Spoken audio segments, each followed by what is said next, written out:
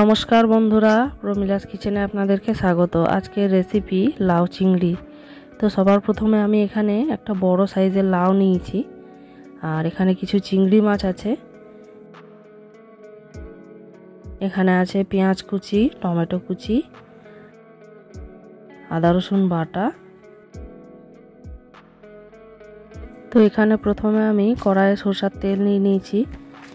এবারে চিংড়ি মাছগুলোকে ভেজে নেব। চিংড়ি মাছগুলো ভাজা হয়ে গেলে এখানে ওই তেলের মধ্যেই আমি রান্নাটা করব। তো দেখুন, চিংড়ি মাছগুলোকে খুব ভালো করে আমি ভেজে নিচ্ছি। ভাজা হয়ে গেছে, আমি এবার এটাকে মাছগুলো তুলে নেব। এরপরে এখানে আরেকটু কিছুটা তেল দিয়ে রান্নাটা বসাবো। তো এখানে তেল নিয়ে নিয়েছি, এখানে দুটো তেজপাতা আর 5 ফোড়ন দিয়ে দেব। এটা একটু ভালো করে নেড়ে নেব তেলের মধ্যে। তারপরে এখানে আমি একটু পেঁয়াজ কুচি দিয়ে পেঁয়াজটাকে একটু ভাজা ভাজা করে নেব।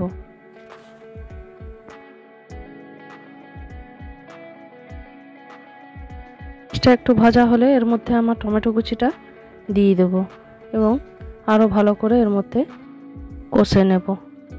এরপরে এর মধ্যে আমি পরিমাণ মতো নুন দিয়ে দেব। নুনটা দেওয়ার পরে আবার কিছুক্ষণ এটাকে কষতে হবে।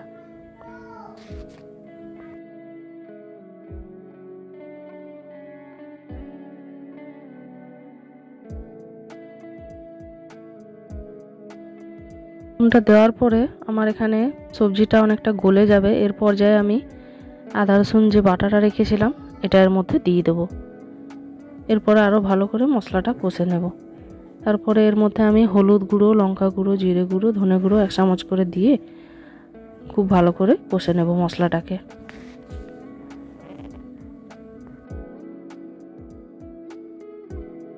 পরে লাউটা কেটে রেখেছিলাম, সেই লাউটা ধুয়ে এর মধ্যে আমি দিয়ে খুব ভালো করে মশলার সঙ্গে এটাকে কষে নেব এবং ঢাকা দিয়ে দিয়ে এটাকে রান্না করব।